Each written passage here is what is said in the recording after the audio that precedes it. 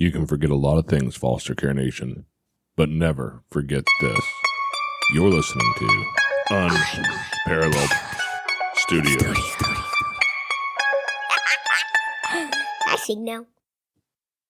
Foster Care Nation, listen up. This is Foster Care and Unparalleled Journey.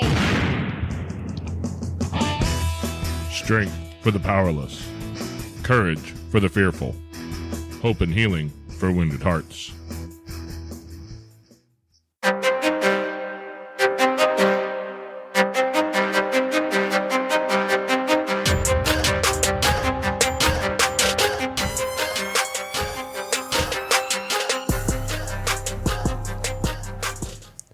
Hello and welcome back to Foster Care, an Unparalleled Journey with Jason. And Amanda. And today we have Lauren with us. Lauren, I am not even going to try and say your last name, but Lauren is from the Behavior Hub. How about you go ahead and give us your last name so I don't mess it up? Sure, of course. Got some strong German roots in there. Spigelmyer. That was my guess. But I'm good at being wrong, so I'll admit that. Write it on the calendar, baby. I admitted that I'm good at being wrong. It's going on more than a calendar. We're going to frame that ish. Lauren is a founder over at Behavior Hub, and if you want to find her, it's Behavior. Is it the Behavior Hub or behaviorhub.com?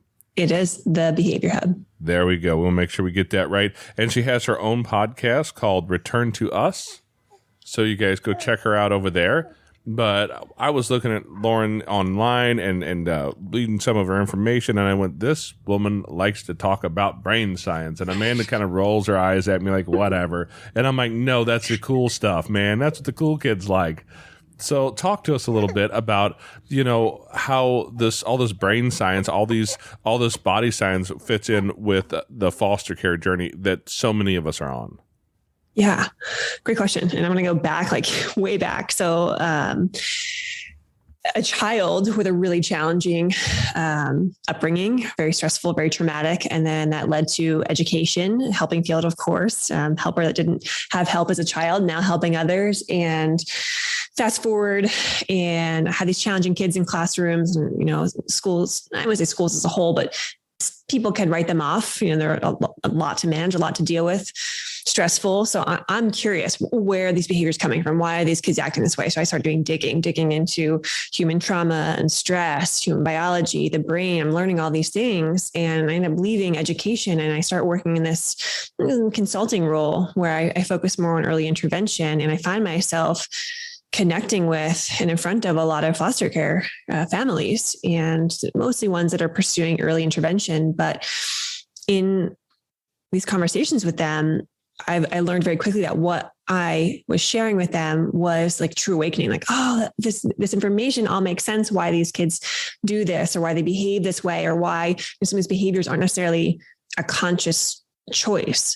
So I started reaching out and talking to and working with more and more foster care families. It's also a place that's near and dear to my heart. I used to do respite foster care. So getting back into this work with them, sharing this work with them, and seeing how impactful it is has been really awesome.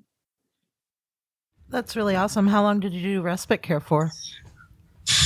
Gosh, probably 3 years. I would take a lot of kids during holidays to give, nuclear families a little bit of a break.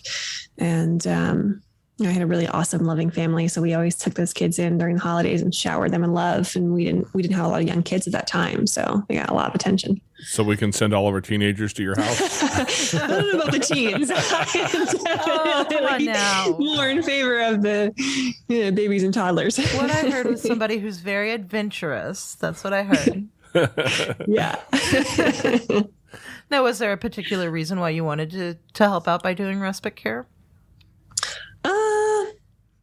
Yeah, I just loved babies, and I was so near ready to have my own. And there's just something about through some of that learning, realizing how babies that might be born into unfortunate circumstances really can be healed. Their brains are so malleable, and what we relationship wise, attachment wise, love wise, give them, in the foster care setting is so powerful. And I'm like, I know this, I had this to give, and I have nowhere to send it, other than my family. And there are kids who need this. So it seemed like the best avenue to people to offer that.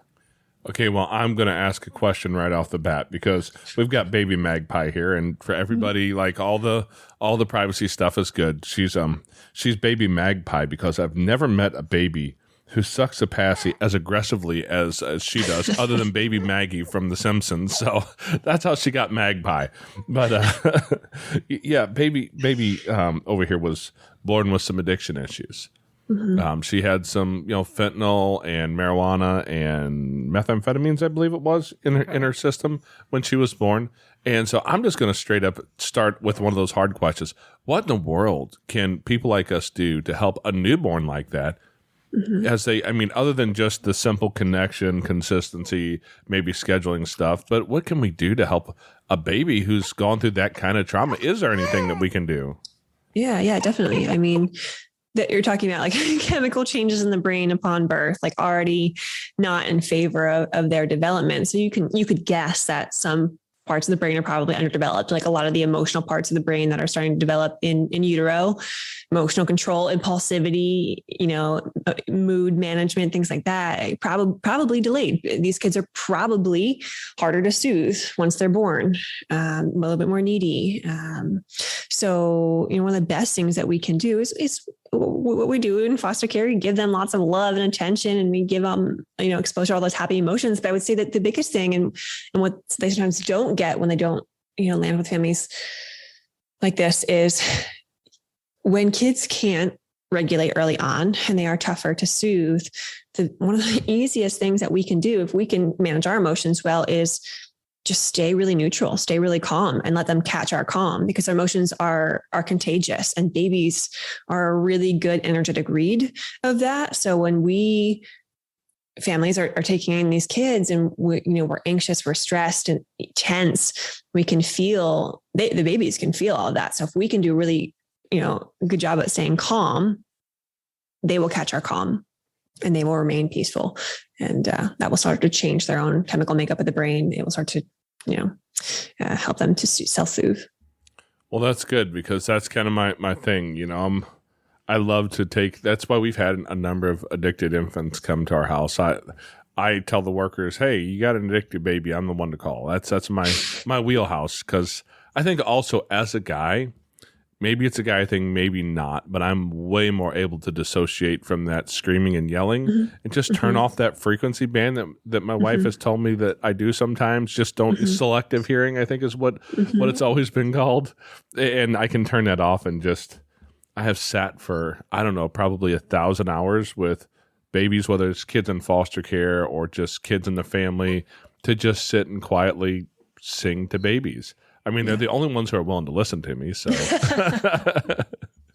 I have no Grammys coming my way. I know this, but they get to hear old church songs, calm, peaceful, quiet songs. Cause that's what I grew up with. And that's what's deep in my soul. And so I have a bunch of those old calm songs. So that's really interesting to know that's actually a good thing. I'm not just crazy. Yeah. I think even to go further into that. So staying calm is great. Also exposing them to a lot of rhythmic regulating, rhythm is regulating. So if you can expose to rhythmic activities, it's so singing. Awesome. That's why it usually works well for kids when they're rocked. Swings are great. Like trampoline, not for toddlers necessarily, but young kids, trampolines are great. Things where they are in rhythmic, and it could be music, it could be dancing, it could be whatever it is, but rhythm is really regulating. Amanda just whispers in my ear, she said trampolines, because I've been trying to talk him into a trampoline for years for our kids, but some of our kids are extremely rough and tumble and have really broken bones on trampolines, but I was giving him trouble about it. Yeah, well, I keep saying insurance, it costs more. I don't want to pay more for it. Maybe a mini trampoline. Not as fun. I want to be able to bounce way up in the sky and flip and... Yeah, y'all can have that fun, not me. But no, that's really interesting to know that some of that stuff, because that's, let's be honest, that's what old grandmas have been doing for how many thousands of generations? Yeah. Yep. There's, you sit them in the rocking chair, and nowadays, I'm in the modern day rocking chair. I've got the office chair that rocks, right? But they get to rock and swivel and sing and do all that. It just seems to be so helpful. So that's really interesting to know that that's actually like, there's a real science behind why that helps. It's really interesting that you have that background in being a respite care provider yourself. And now, did you do that before you pushed into this arena of education, or was that all kind of together? I did. And that was when I was just getting into it. I was just doing a lot of reading and learning. That was before finding mentors. That was before really digging into the field of psychology. And Wow. Yeah. The psychology thing, that's where I should have gone. I found out much later in life, because I have my psychology degree over here on the wall. I wrote it myself with crayon, so you know what it's worth. But that the whole thing around the psychology of kids is so interesting to me, that so many pieces of this can be boiled down, understood, and it's not just the craziness it looks like sometimes. Yeah. Can you speak maybe a little bit to that, why it's important for us to realize how to keep ourselves regulated so that we can speak into their total dysregulated space when it happens? Because kids in foster care, they come into care with a good amount of dysregulated emotions. Yeah, absolutely.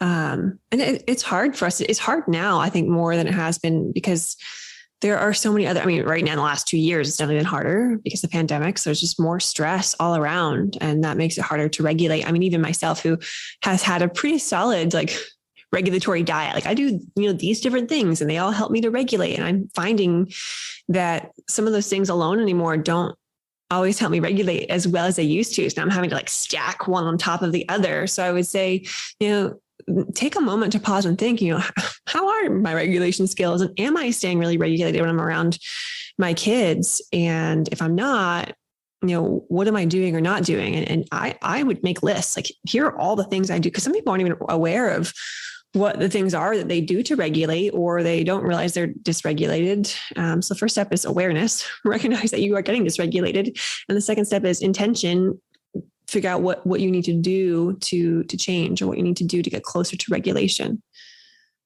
Yeah, because I'll let everybody into a little picture of what our regular life looks like. The other day I was talking to Amanda on the phone, and one of the kids was really pushing her buttons, and I'm talking to her. I'm like, you need to calm yourself down. They need to have less emotion in your voice. You need to, and I get through this whole thing, and I'm giving great advice. I mean, trust me, it was amazingly great advice. And 10 minutes later, I had to call her back. I'm like, all right, so I'm telling you that you need to calm down. All the while, I don't even realize that I'm the one over here falling into my own dysregulation, because I can hear the kids being little buttheads in the background, and I think I deserve you deserve an apology, because I walked into this in my own dysregulation, telling you need to do what I need to do in that moment. So as adults, it's really hard to recognize that a lot of times, because we didn't get taught this stuff as kids, right? No. Nobody ever taught this to us. And I found, for me personally, when I feel like I'm the most right, it's usually when I'm the most wrong and really need to pay attention to what's going on.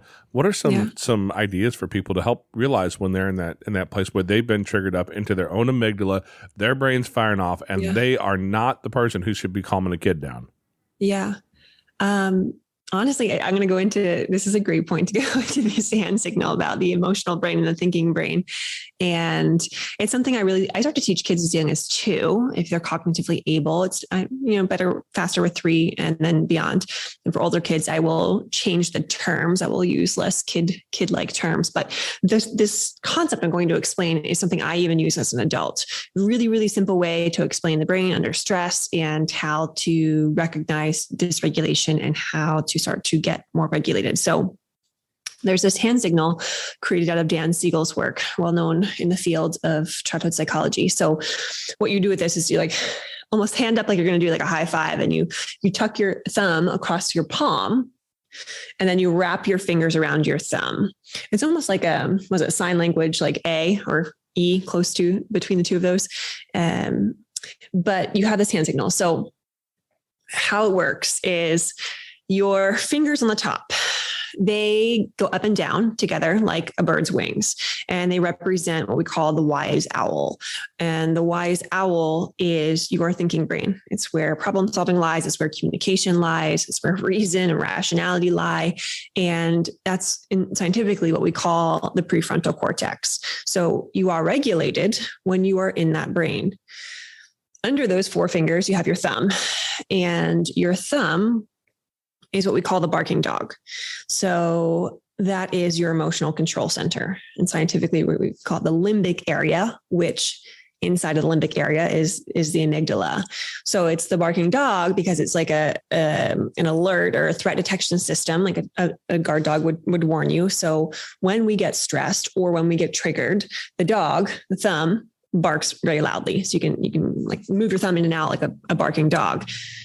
What's happening in this whole process is when you or a child is emotionally triggered and their dog is barking, your thumb is wildly moving, the loud barking of the dog scares away the wise owl. So with this hand signal, you show the rapid moving of your thumb, and then you show the fingers flying away from the dog. And what that whole process means is that when we are emotionally triggered and our emotional brain is activated, the barking dog is activated, it scares away the wise owl, meaning it scares away logic, reason, and sometimes communication. So when we're communicating with kids and we're like, stop that, calm down, don't do that, they can't hear you. They're not in their logic brain. They can't respond to a demand or request until we help them to calm their barking dog. When the dog stops barking, when your thumb stops moving, that wise owl that flew away can fly back. And then we can respond and act with logic and reason. It's the same for adults. So in any state, whether you're in a car stuck in traffic or you're communicating with your significant other or you're working with kids or at work, really think about, okay, right now, is my dog barking? Is it barking loudly? Has it scared away my wise owl? Is it just kind of barking and the wise owl is kind of getting ready to fly away? Or is my dog calm? And when you can think about, okay, right now I can tell like my chest is tight or, I'm feeling anxious or I'm stressed out, my dog is probably barking. And then when you know your dog is barking, then you can walk yourself through, okay, it's awareness. I've recognized it. Dog is starting to bark.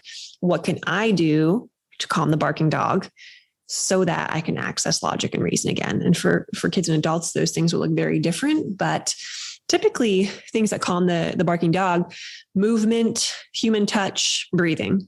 So practice some deep breaths, go outside, get some fresh air, take a lap around your space. If you can hug a human, hug a human. Any of those things will usually calm the barking dog. I love that. No, two important things. Hugging a human, I guess you should make sure that you're allowed to hug that particular human first. It's true. It is true. I mean, that goes so well if you're trying to hug a human who does not want to be hugged. And I've seen lots of people whose wise owl seems like it's trying to fly at me as I'm in traffic, but it's always just one small piece. It's that one center finger that talks to me in traffic. I see that a lot. I drive for a living. And so, that's why I talk about like this amygdala stuff is so amazing because I see people lose their ever loving minds. Yep. Now, I don't know if I've ever mentioned on the podcast, but what I do for money on a regular basis is I drive a tractor trailer that has a tanker full of gasoline behind me. So I have 80,000 pounds of liquid dynamite on the interstate. Mm-hmm. And what I see humans do all the time when they lose their mind about something stupid, that they think you did something wrong for whatever reason. And then all of a sudden they want to pull up, swing around in front of a tractor trailer and slam on the brakes to prove that they're mad about something. Mm-hmm. And I'm like, oh my goodness, y'all don't realize. Yeah, I mean, you don't even realize, like, you almost solved all of our problems right here because they almost all went away. They're all going to be somebody else's problems here in about 3 or 4 seconds when this goes boom. Mm-hmm. But so much of the human population does not have that ability right now to regulate that. No, I don't think we ever learned it. We don't teach it in school systems. It's a fight for me in the Behavior Hub to push into schools. Like, we don't need this. We need academics. Kids are behind in academics because they can't regulate, because they can't access logic and reason every single day. So you all are teaching to zombies that are stuck in their emotional brains. So until you learn that this has to come first, your scores will never improve. Oh my goodness. Yeah. I think we could preach on this for hours and hours. I'm preaching to the choir. I'm with you though, because some of the stuff that goes on in our school systems right now, we had an issue just recently with an older kid trying to, so I'm going to try and protect enough privacy here, but an older kid who was trying to inappropriately touch one of our kids. And I'm just going to say, this kid he's been through a boatload of trauma in his life already. And at 8 years old, this older kid on the school bus, he got angry, and there was another kid, that one of his friends who was beside him, who was a little bit smaller, and he said, I'm not going to let him do that. And I'm sure not going to let him get my friend. And so he got angry and shoved the kid out into the floor and made a big deal out of it, and came home and told my wife about it. And I mean, all the things that kids typically don't do. Yeah. They don't stand up for themselves. They don't protect the other people around them. They don't go tell an adult. And, so you have these kids who typically don't have that ability in them, who might deal with something like that. And you wonder why you have a hard time teaching them in class today. Well, that something happened, and nobody wants to face that and do something about it. I'm not going to say I wasn't maybe on the phone with a principal more than once. And there's a few principals in this world who I'm an involved parent, and some principals really like that and appreciate it. Some of them don't, because I'm very involved, and I will have an adult conversation with another adult principal and say, look, we're going to deal with this. But it appears as if most kids who deal with this stuff never have it resolved, never have it even approached. Nobody knows about it. And you have a school full of kids with their own level of trauma that are all trying to learn long division. Right. And I don't know if you remember learning long division, but I don't think that was something most kids look back on fondly. No, I loved math, so it was really regulating for me, but for most kids, not the case. Well, we would probably get along really well. I'm the guy who went to calculus in high school because it was fun. I took Calc 2 in college for fun. I'm weird. I know. I get it. Nobody else thinks that way. But I like it because math, and it's interesting you mentioned it that way, but math was regulating because it was one of the things I could see in life that never changed. Yeah. The only exceptions is dividing by 0. That's it. Yeah, and the square root of -1, and we figured out how to handle that. So I'll step off my math thing because I know everybody else is like, you're weird, shut up. But that was the thing for me is having something I could hold on to that was really, really a center of gravity in my life. Yeah. And I know that that most people don't have that. How do you find that for a kid who maybe doesn't like the weird kids who don't like math?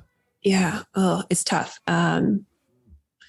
As much as we can expose them to different hobbies and interests, and some kids will be resistant to trying new things, but even in small doses, like not like committing to like, yep, we're gonna play soccer for the next year. Like, well, let's just try like a weekend long soccer camp or something, something short term, but little doses of exposure. And even if you can't really find, like I have already contacted programs, gymnastics, pottery, who knows what, where it's like, oh, this is a 6-week long program. And I email them, I reach out, I'm like, hey, here's a situation with my kiddo. I'm not sure we're ready for 6 weeks. Can we come in for an hour? Can we come in and observe? Can we come in and try it? See how they react and respond. And then if it goes well, then move forward from there. But it's many little pieces of exposure, and you can expose them even, online. There's a lot of opportunities now. You can order kits in. So the more that they can find out what they like and don't like is going to help them to figure out who they are and who they're not.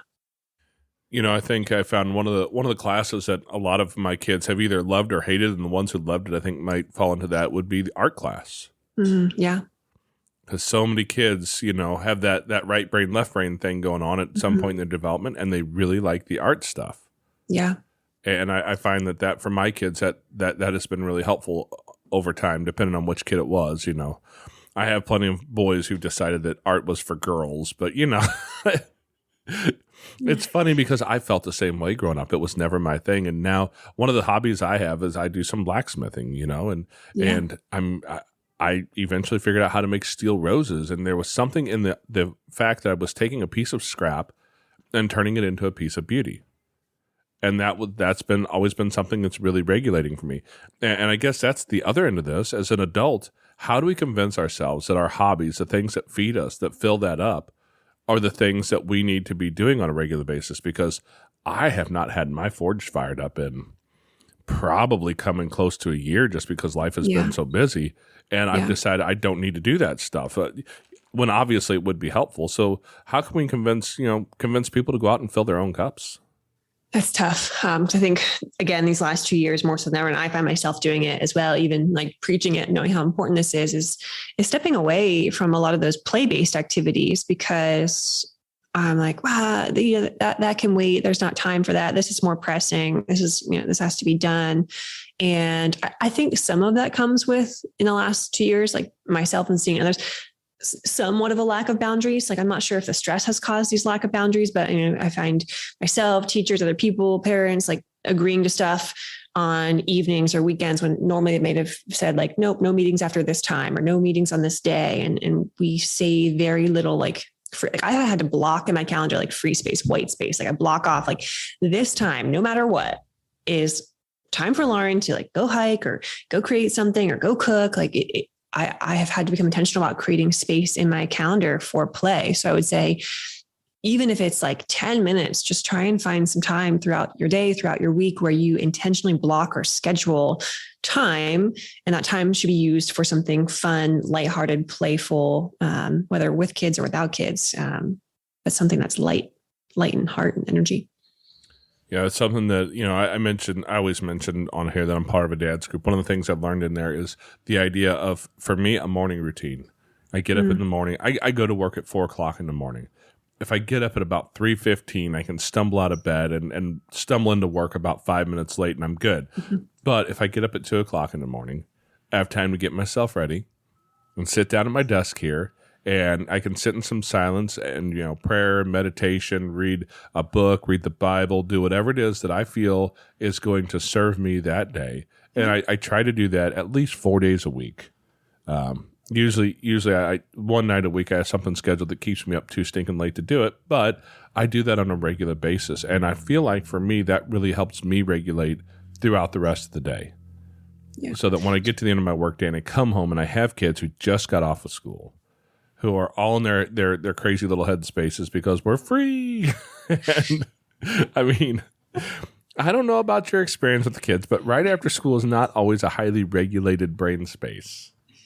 No, there seems like there's so much that goes on in the evening, and like coming home, getting homework done, making food, getting baths, brushing teeth, going to bed. It's like, it just seems like the afternoon, evening can be a little bit chaotic and very fast paced.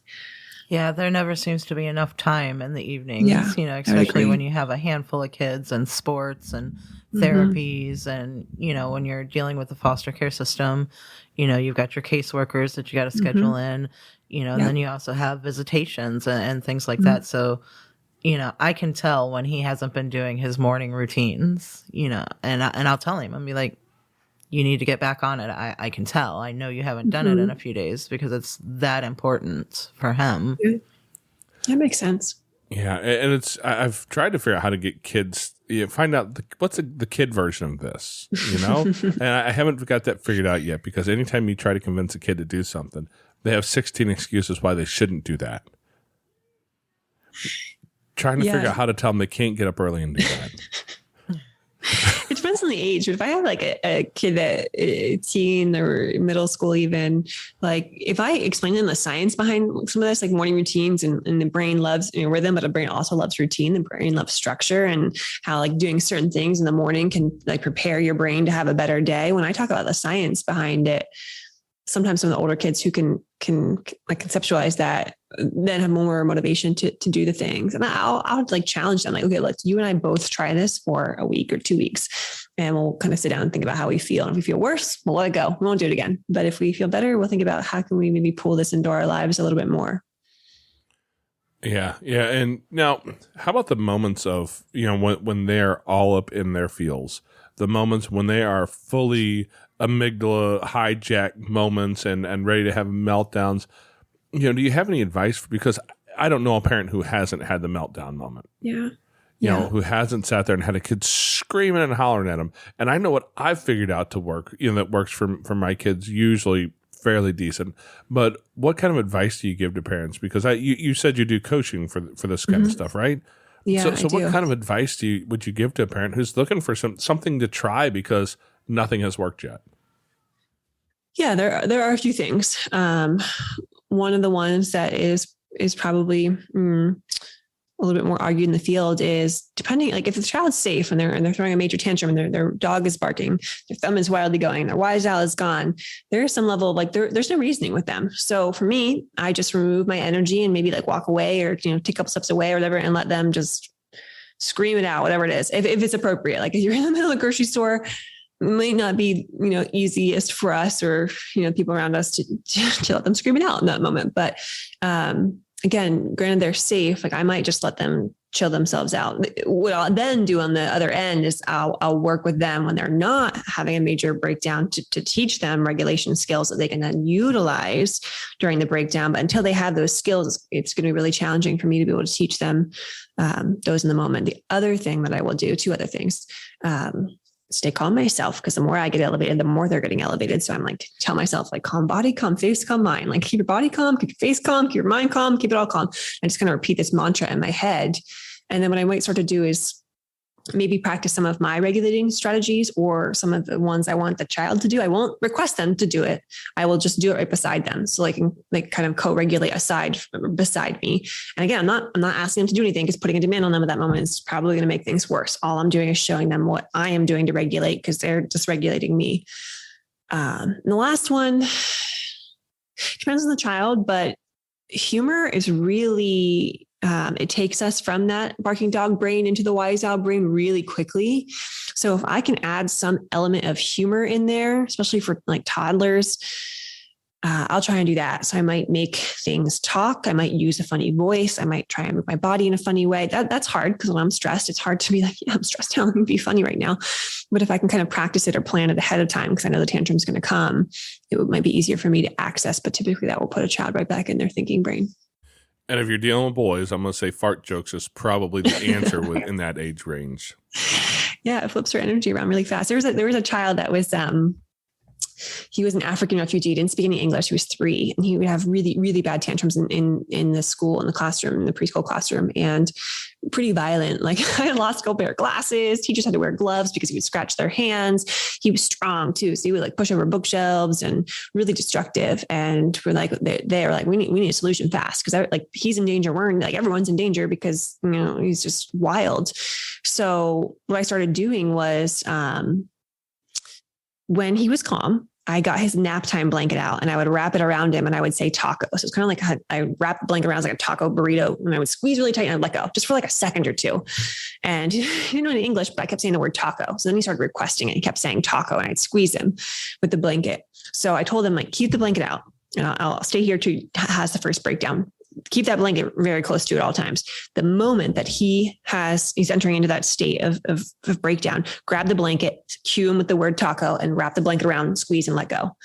And it worked almost instantly every time, because he already had the seed planted from taco. He knew what taco was and what it meant and what it was associated with. So that memory was already planted. And 2, that practice ahead of time was laughter, humor, fun, associated with all those things. So the moment I, cued him with that word and did that, it took him back into that like elevated state in a positive way. And the deep pressure from the squeeze brought him down as well. That's really neat. Yeah, that's really neat. Typically go to restraint, which is elevates kids a lot more. So this is a much better, in my opinion, way to physically boundary a child. Yeah, absolutely. I mean, that's an awesome idea. I think we're going to have to try to put something like that into practice, because we have a mantra with a couple of our kiddos when they start to get dysregulated and in that headspace or throwing a fit, and it's pretty standard, but in this place with these people, I am safe. And we just, whatever the situation is, we may tweak it to fit that situation. If we're out, we're in the grocery store, but mom's right here. I'm still safe. So I like that idea of, putting that together with an object. I think that's so much more tangible for kids to see.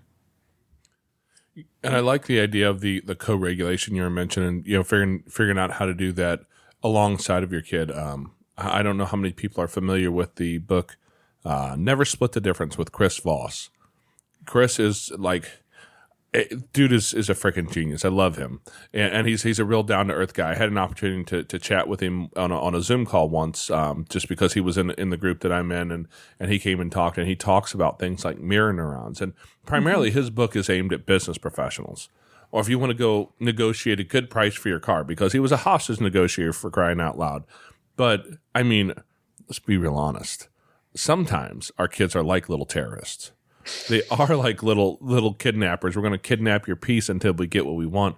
And understanding how to walk into that and use those mirror neurons, it's amazing. He has saved me so much trouble. You know, I do all the little nonverbal things sometimes, and I will just stop and slow my voice, and I change my intonation and get a little bit deeper, and I make sure that they can hear the breath come in and out. And it's amazing, because if I tell them, you stop, take a breath. No, I don't want to. I don't want to breathe. I don't like to breathe. And I'm like, I want to argue now, because you do too like to breathe. You'll die without it. But that doesn't help the situation, right? So just by modeling that, it's amazing how, number one, it helps me. It helps me stay in that calm headspace. But it brings them down too, without me ever telling them to do a thing. And using that mirror neuron stuff that Chris talks about in his book, that I'm like, wow, some of this is ingenious. I mean, it doesn't work 100% of the time, but it's worked a lot. Mm-hmm. Yeah, it makes sense. Yeah, I think too that you were sharing, like, so many of us, and this is like, I've caught myself doing it. I think it just comes from my own parenting and upbringing, is like, when a child's in that state, they're already feeling out of control. Like internally, their body feels out of control. And we tell them to do something to like regain control, or get control, or like calm down, or do this. We're just further taking away the control. Like they're already out of control. And then we're like, let me take away more of your control, like putting demands on them. Just, it's ineffective. Yeah. And I will just use the example. If you're a husband, you should know this already. If you're a wife, you want your husband to know this. The one thing that rarely works is to look your wife squarely in the eyes and say, you need to calm down. Try it once. Just go ahead and try it once. And if you survive, you'll understand what I'm talking about. It works the same way with kids, though. It does. And I like the way you explain it, because you're taking control away from them. I hadn't even thought about that. I just knew it didn't work well. I was trained many years ago. The science behind all these things. Yeah, I didn't need the science. I just needed that experience from a long, long time ago when I tried it once or twice. And, you know, somebody told me it wasn't very effective. It was not very effective. Yeah, that's great. You know, just some strategies to help kids. So, you know, the Behavior Hub, what do you guys like? What do you offer? What resources? And how can you help people who maybe, you know, what sort of, I'm going to get tongue tied here. What sort of problems can people come to you looking to help, and what kind of help and resources do you have with them? Yeah, it's a good question. I work a lot on emotional regulation, which is a lot of kids, like no matter what the problem is, ADHD or ODD or stress, trauma, anxiety, like all of it goes back to regulation. So, you know, I say that, and people are like, well, do parents know what emotional regulation is? I'm like, I think it's kind of straightforward. Like you're regulating your emotions, you're managing your emotions. So emotion management. But I take that and I come at it from a lot of different areas. So there are different options. It depends on like how much support you want and what level of it and how fast. So certainly coaching is like immediate, it's fast. It's, you know, a lot of support, a lot of like really quickly. So you get a lot of change really fast because you've got me a lot of the time. If you don't want to jump in that angle, there's, you know, training options. We do groups, and like a least restrictive option would be, I put just about everything I know into 5 or 6 different courses. You can work through these courses at your own pace, where I talk through video, and then I have audio clips, and there's an interactive workbook and things like that. But everything related to emotional regulation from some standpoints. Maybe it's the brain. Maybe this one's about why behaviors occur and the needs behind it. Maybe this course is about communication. This one's about managing your own stress. So lots of different angles of emotion regulation. And I would say that the website has all of this information. You can email me. What I usually recommend everyone is just to jump on like a discovery call with me, and we'll talk about what your needs are. Okay, well, based on these needs, maybe I'm not even a good fit for you. If I am a good fit, you know, here's what I would recommend you pursue first, so we can figure out what is the best pathway for you to get the information that you need as quickly as possible. But even if you know, they hop on the website and they look at the blogs or the podcasts, they all talk about these topics as well. So this is, you know, free information that you can either listen to or read. to learn some of these things on your own. It's just like, do you want that intensive support behind the information? That's really cool. Now, and what we do, I mean, everybody knows we're foster parents and things like that. Some of our kids are very high level need, kiddos that are diagnosed as RAD, reactive attachment disorder. Yep. Do you guys offer services when it comes to just not your normal every day-to-day dysregulations, but do you guys have options for, severe trauma? Yeah, I would say the courses are, you like come in at this, maybe I wouldn't say like baseline, but you can go up there. But for that, like that is my background. So do we offer that? Yes. If you do something more individualized, like coaching, you wouldn't have, that type of support in some of the things like probably the training groups or the courses, but you would get that in the coaching. Or if you did like an intensive training group where everyone was kind of looking for that level of support, then that training group I could design and create it around needs. But the coaching framework that I designed is a very loose framework where it's not great for business. It's not very scalable, but when I work with any family, it's the first conversation, that discovery call is like, what are all the needs? Based on the needs, I kind of paint a picture of what's going on in the family. And then I start to design interventions and a plan that address and meet those needs. So the support is very individualized. So if it is something like severe trauma and there are things like RAD or other attachment concerns or needs, then we start to work through some of those things. Well, that's good to know, because I know that as we've been through some of our own stuff we're dealing with over the last couple of years, I've run across at least 2 people in our little town, and it's a little town. I mean, technically it has the word city at the end of it, but it's a town. But I met 2 other people in this town who have kids who have things like reactive attachment disorder. It's much more common than what we really realize, I think. So what are some of the markers of maybe that severe trauma that somebody would really need to look for, that individualized training? Because a lot of times we just think we're crazy because we're raising kids who are way out there and we have no clue why. Obviously, I was just a horrible parent and caused all these problems, even though there's some other trauma that we're aware of and we don't understand what we're really, the depth of what we're dealing with. Yeah. Yeah. And I would have grace for yourself, because a lot of times this trauma is carried through the generations, through genes. Like, unfortunately, I am healing wounds of ancestors that existed far before I was ever a concept in someone's mind. So, those things can be corrected with chemical changes in the brain, with this work and undoing patterns. But it's not always just the environment and the way we raise kids and what they're exposed to. But I would say, if you have multiple kids, or your kids are in school and you're around other families, we shouldn't compare our kids to other kids, but in some sense, like you may know like what is typical development, or you may be more aware of what is typical development. So what is outside the realm of typical? I would say think things in extremes, like tantrums are normal for 3-year-olds. 60-minute tantrums, not so normal. Tantrums still at 6-7 years old, again, still not so normal. So being aware of like, are the behaviors, and you could say the other side, you could say anxiety or internalized. Is my kid not like socializing or not engaging with their peers, or do I see a lot of anxiety around that? It's something to pay attention to, because the kids don't know. They can't speak their needs. They can't say what's going on. They don't understand. So if nothing else, I would just say, it's always good to ask a professional, like, this is what I'm seeing. Is this normal or abnormal? Because I'm not sure.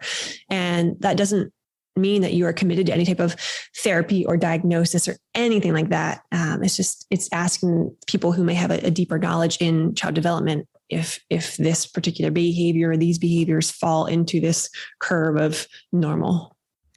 You mentioned generational trauma in there. Mm-hmm. And I know that that's one of those things that a lot of people will look at and kind of say, that doesn't make any sense. Like, you had a good childhood. You had a good upbringing. I've heard parents look at their kids straight in the eye, and you had a good upbringing. I don't know what's wrong with you. Nobody beat you. Nobody did this to you. Nobody did that, and there's no reason for you to act this way. Can you maybe speak a little bit towards what generational trauma is and what we should be looking for and how we can help these kids? Yeah, it's tough. One of the things that I've experienced is like, addiction's an easy one to look for that's carried through. And addiction doesn't always have to be drugs or alcohol. I mean, addiction can be overworking, like working all the time and addicted to your work. So looking for some of those addictive patterns that maybe, you have, or one of your parents or both parents had, or grandparents had, it's an easier one to spot. I would say you'll see patterns like people entering into relationships where they are always the helper, like they're all constantly the giver, and there's a really unbalanced relationship of a partner who's, I hate to use like narcissistic, but like always thinking about themselves and taking and taking and taking, and then you've got the helper giver on the other side. That dynamic is quite common. So looking for things like that as well. And even like rage and anger, like extreme anger and rage, that often is carried through genes. You often see, if someone's dad had anger and rage, not maybe just anger, but rage, the child might have a tougher time to manage their emotions, and you'll see more rage-like behavior. So I would say some of those bigger emotional patterns are things to look for. Yeah, that's something that, some of our kids have dealt with, the generational sort of things. I have 2 kids that I know of who they were in foster care. We adopted them through that system, but they came from families where their parents were in foster care when they were kids. Yeah. And if you watch that down the generations, it seems to be the sort of thing that's happened time after time after time. And that's part of what our goal is to break those generational traumas. Yeah. To change that, because that we have a distinct ability to completely disrupt that from where we're at. We can change that and show differently how life can be. Although, another struggle point that we have is that's not always within our ability. We've seen addiction try to jump into our kids' life as well, even after we've tried to change that, and we go, wait a second, I've tried to not do that. I tried to break this, and we can't, and that's a hard thing. And I think a lot of parents need to realize that just because you step in and you do something, oftentimes it's not your job. It's a chance you have, but it doesn't mean you can change it for sure. Yeah, no, I agree. That's been a struggle for us as well. Even our older kids have gone through. Each of them have gone through some bouts with some addiction issues, and right now, I think it's culture, society. I don't know what it is, but we were talking a little earlier about how this anxiety thing is huge in our culture. Everybody's deep in their anxiety, and it seems as if the best way for people, the best way that people see to deal with that anxiety is through addictions. And right now, meth is too cheap, heroin is too cheap, and these two things have just completely destroyed the landscape of the parenting world in our area. I'm assuming it's pretty much everywhere. Yeah, I think so too. So it's dealing with that with kids and figuring out how to keep kids away from those addictions is tough. It's tough. One of my older sons, he told me, now that he's a little bit older, he's got his world back together, and he's not doing stupid stuff anymore. And he talks about, you go to the high school and you put the money in this spot, and then underneath the water fountain over here was where you would pick up your Adderall. And it was just right there in the middle of school. That's where you went to get your stuff. And I'm like, holy crap. Like this is happening every day in kids' schools.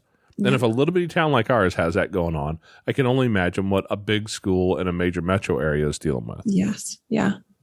Yeah. And willpower it's stretched thin right now. It's getting harder and harder to say no.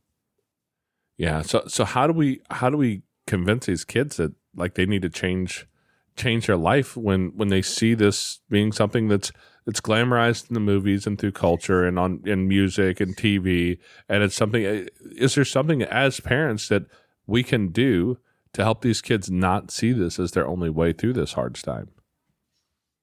Yeah, I mean, I think a therapeutic approach with someone who has a background specifically, because we go to therapy and sometimes we're like, therapy didn't work. And I often question, like, did therapy not work because it wasn't the right therapist? It wasn't the right, fit, or it wasn't the right approach? Because I've been to therapists and I'm like, oh, you're a good therapist. You're just not the right therapist for me, or you just don't have the background or the area that I really need help with. So I think therapy is a great place to start, and not being afraid to be honest with the therapist about what you're experiencing, and maybe finding someone else or using that therapist to help you find someone else. But I think really talking openly with the supportive therapist or a coach, or, someone that's trusted with this child is having some of these open conversations, because sometimes we won't have them, or we're uncomfortable talking about kids about drugs or whatever. We think that like they're too young to handle it. And I think the problem is we don't talk about these things early enough, and they are uncomfortable. But if you can have this honest conversation and you really show a lot of respect for your child around communication, then I think it's more likely that they will open up to you and share some of these struggles. And then we can begin to go seek that help and teach them regulation skills. Because it's really what is under it all, is really going back to the core and like resetting the nervous system and teaching regulation, so that when these decisions come up, they're not making them out of that emotional brain, but they're making them out of a logic and reason. And then they're like using their brain to think ahead. Okay, if I do this, what is the consequence? But we're not stuck in the emotional brain. We're like, I want to fix now. I want to feel better. This will help me to feel better quickly. Well, my mind is already stuck in that whole dog and the owl idea. It's what I'm seeing as you're talking. I love that. I did have another question though, because again, reference back to the dads group. We have an amazing group of guys, and we talk about things that are uncommon to talk about in our group. Yeah. As a matter of fact, I just read a post inside of our group today where one guy is talking about his struggles with porn addiction, which is not something that's uncommon for guys in our group to talk about. It's a big deal.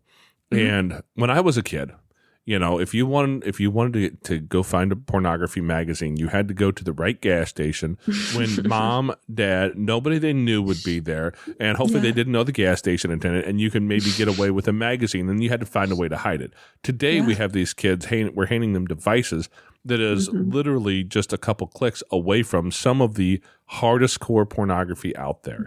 And I know that especially in the teens and preteens, that has to be a huge issue. Is that something that you're seeing out there that you're dealing with? And how do you talk to kids about that as a parent, so that it's not the weird, awkward conversation around sex stuff that it can be? I mean, this is coming from a guy who got the talk from his mom, and everybody gets to laugh at this. Amanda knows this story, who got the talk from my mother, not my dad. He wouldn't talk about anything like that. And it involved my mom and 2 sock hand puppets. And you can just imagine what that was like, and just how traumatized I was, and probably still am to some level. God love her. She was doing the best she had with what she had, but we didn't have good models at that time. And So how do you talk to kids in a way that doesn't leave them, somewhat traumatized or afraid to talk to you about that stuff? Yeah, it's a great question. One, when I'm having tough conversations, whether like sex or drugs or whatever, I try and I don't say hide the conversation, but I try and have the child active in something. So like some type of creative arts with their hands are moving with something. They're creating something, they're doing something, they're playing a game. So the sole focus isn't just on, they're not doing something else that takes away some of their cognitive ability, because I want them to be able to listen and hear and respond to what I'm saying. But I want their hands to be occupied, because it for some reason seems to enable kids to just probably get some of that anxious, uncomfortable energy out. So I always have conversations around that. I also am really mindful of the time of day that I choose. So if it's end of day or something, it might not be the best time to have the conversation. I plan that, and when are they going to be most rational, and when are they going to be able to manage their emotions better, and schedule that during that time. Another thing too is sometimes it's harder coming from me. So I think about is there someone this child trusts, or someone I'm close to, or they're close to, or both close to, that I can kind of talk through. And can I solicit that person's help to have this conversation, or to start to open this conversation, or to have this conversation with us. So a couple of different things there that I really think about when I'm going into these conversations. But unfortunately, the fact of the matter, we have to have them. We have to start, and maybe the first one doesn't go well, but we don't give up. We try, and we have another one. And if we screw it up, we apologize and say, I messed that up. Let me try again. Or will you let me try again? But just continuing to open up the dialogue and continue to have the dialogue. And if it gets too uncomfortable in person, think about what other ways can you communicate? Maybe writing those things down in a journal and passing the journal back and forth, or maybe it's through text or email. I don't know. It depends on how old they are, but is there a way to have that conversation where maybe the emotion isn't felt or seen when it's in person? Yeah, I love that, because text is often a horrible way to communicate about emotional things with people. And that might be a way to be able to do it, because that if we don't have those conversations with them, they will get the information and they will probably get it from people their age and probably not healthy versions of that. I mean, some of the things I've heard over the years, just, I don't know who thought of these things, but kids come up with some amazingly stupid things sometimes, and that gets just taught as truth from one child to another. And if we're not, as the adults, stepping in and stepping into those hard places, then we leave our kids vulnerable to a lot of that stuff. Right. And approaching them with grace. Like, I try so hard to meet people with grace and curiosity about behavior choices. Like, my approach is never to shame someone or go into it being like, you shouldn't have done this, or like, why are you doing this? It's always like, I'm curious. I want to understand you, and I want to understand this. And I always start that way, because I don't want them to go into the conversation with already a negative cloud looming over top of us. Well, and that's the thing in this day and age, shame and judgment is just so real. And us as parents, we feel like we're getting judged very harshly for the things that our children do, and that it's all our fault, and we're crappy parents, and you should have done this or you shouldn't have done that. But what advice would you give to parents to say, hey, there's no shame in getting your kids help or getting your family help, because it's not just the child, it's the family too. Right. Yeah, I think it takes a lot of courage to do that. And it takes knowing, like, really listening to your gut and your intuition and trusting that, and not letting outside or people around you cloud that, because your gut almost always has the right answer. We just always listen to it. So really, like, slow down, think about, like, okay, I need to step into courage, and how and who and what resources I need to use to get to that courageous place to be able to do this, because I know this in my gut and my soul that this feels right, and I need to do this to help or that to help. And calling me on maybe people that they know around them, if they know any that have done this, or that have, what did you do? How did you do this? How did you step into courage? How did you get the strength to be able to do this? And can you give me some advice here? Because I'm struggling. I don't know how to move forward. Yeah, that's that part, because depending on your culture and where you come from, my dad could not see why anybody would ever need to go see a counselor. Why do you need to talk to somebody else? You could just talk to me.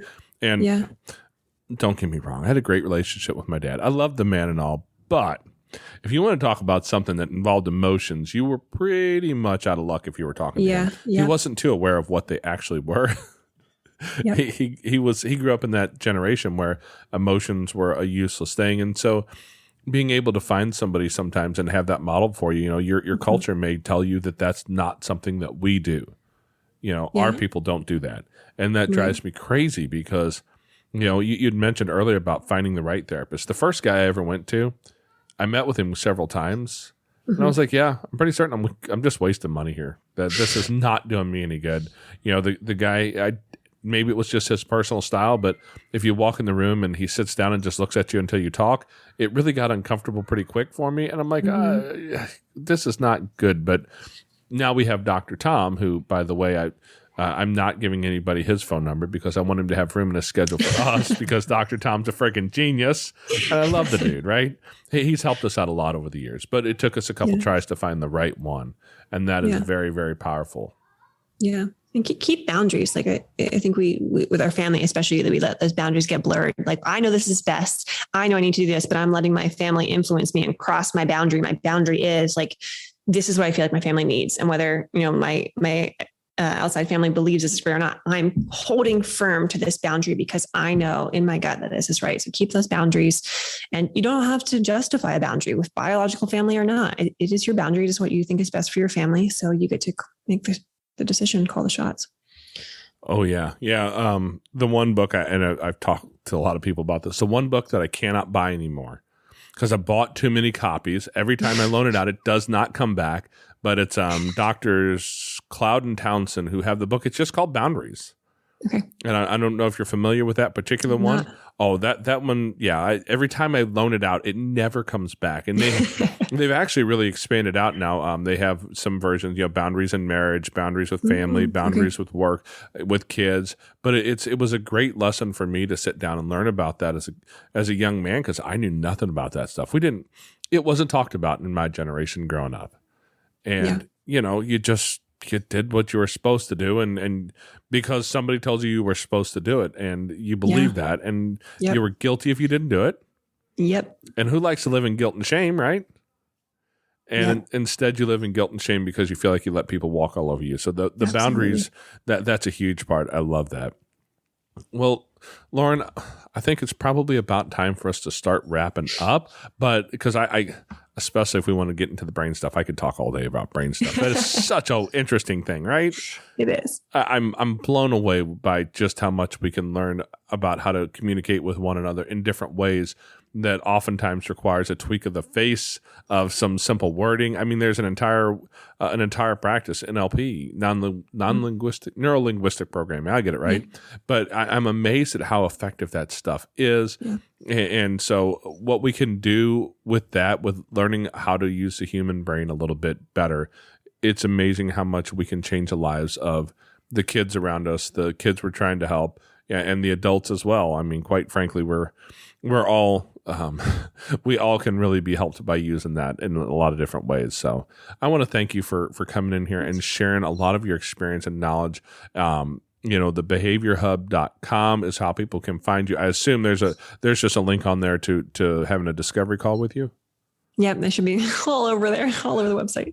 All right, well, good deal. Yeah, because I'm certain there is somebody somewhere who needs to make a phone call, who needs to learn what they can do to change their life, because we all have struggles. We all do. There's no shame in reaching out for help. The only real shame is where you try and pretend like you can do it all on your own, because trust me, you can't. I tried all the ways, and I can't. It was a pleasure. Thank you for having me. I appreciate it so much. Okay, Foster Care Nation, thank you for listening to Lauren's story. Now take her knowledge and wisdom to heart so you can create love and healing in your family and community. Be sure to come back next week. We have episodes showing up every Tuesday.